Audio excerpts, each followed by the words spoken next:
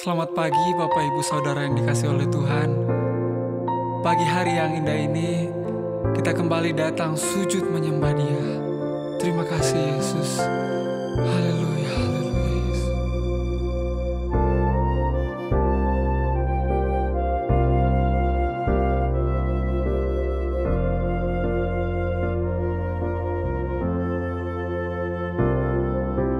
Tidak dengan tangan yang hampa, ku datang ke hadirat-Mu,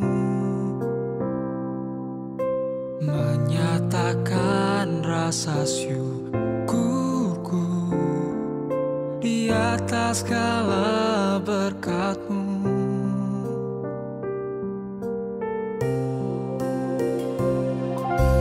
Tidak dengan tangan yang hampa, ku sujud menyembah-Mu, persembahkan seluruh hidupku di atas mezbah-Mu. Segalanya yang ku miliki, semuanya daripada-Mu, kan ku bawa persembahanku yang terbaik hanya bagi-Mu. Segalanya yang ku miliki, semuanya daripada-Mu, kan ku bawa persembahanku yang terbaik hanya bagi-Mu.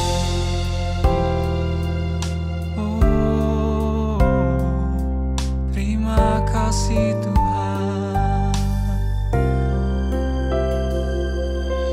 Tidak dengan tangan yang hampa, ku sujud menyembah-Mu,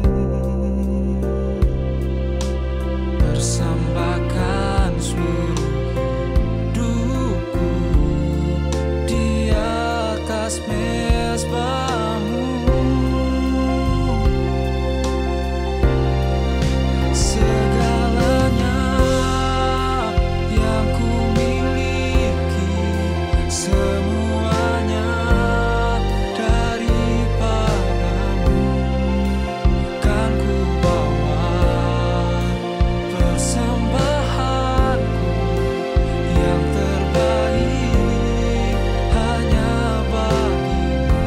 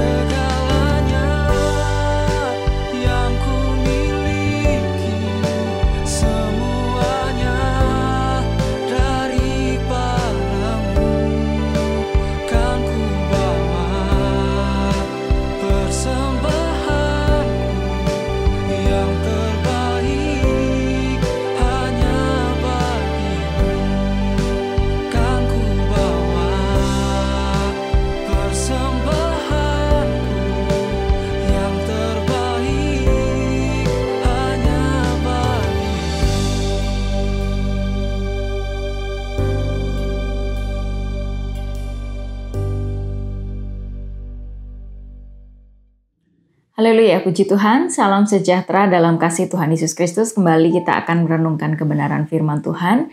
Nah, Bapak Ibu Saudara yang dikasihi oleh Tuhan, tentu kita semua menginginkan berada di satu tempat yang nyaman, yang bersih ya.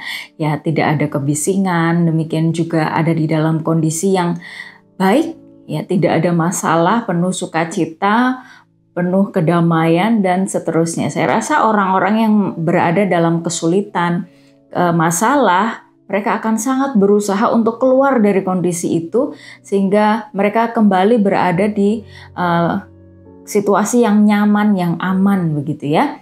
Nah, kalau kita ingat apa yang terjadi 3 tahun yang lalu ketika pandemi ini menyerang seluruh dunia dan keadaannya waktu itu kacau balau ya, dari segala lini.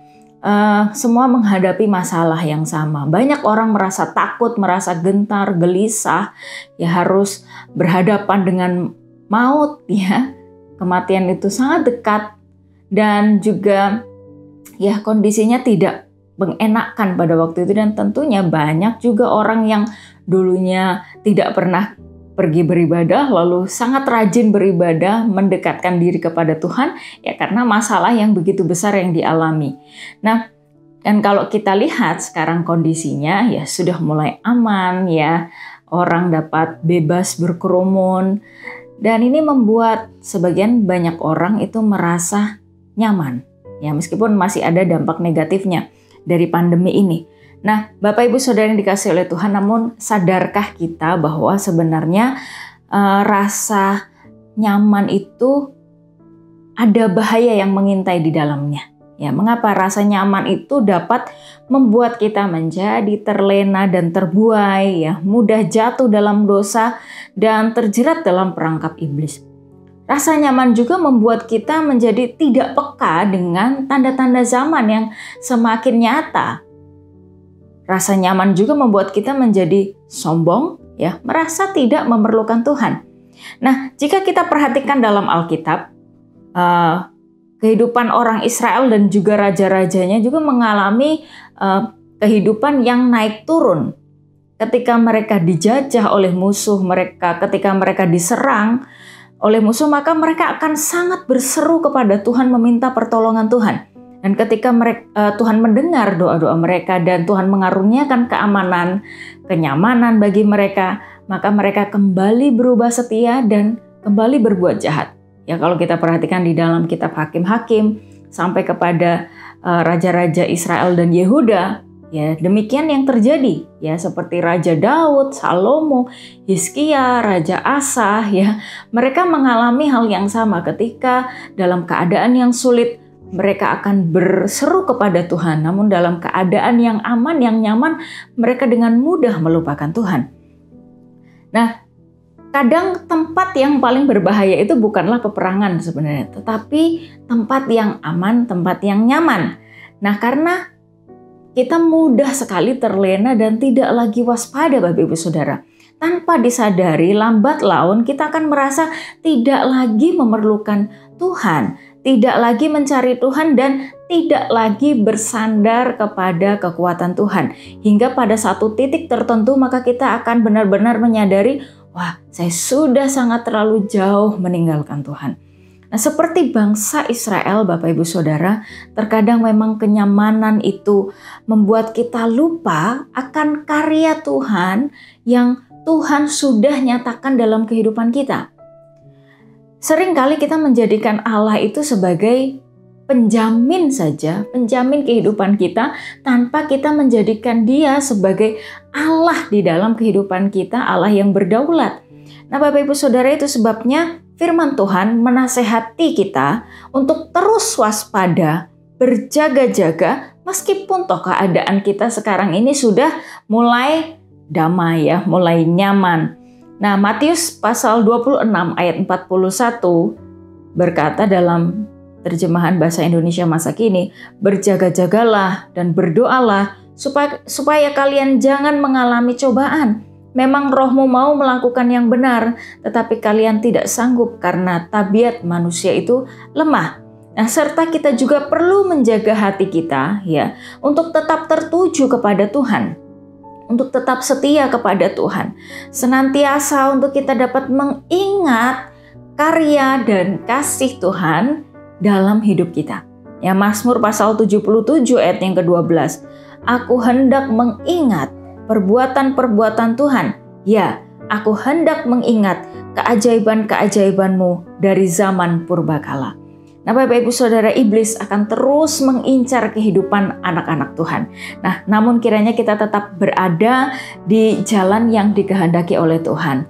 Tentu Tuhan tidak menghendaki untuk kita binasa karena kita sudah terlena, terbuai dengan keadaan yang nyaman sehingga kita lupa akan Tuhan, lupa akan pertolongan Tuhan. Kalau di masa-masa yang lalu kita sudah mendapat pertolongan Tuhan, ketika saat ini kita ada dalam keadaan yang nyaman, biar kita tetap mengingat Tuhan, mengingat apa yang sudah dilakukan oleh Tuhan, dan kita harus menyadari bahwa hidup kita ini dari Tuhan.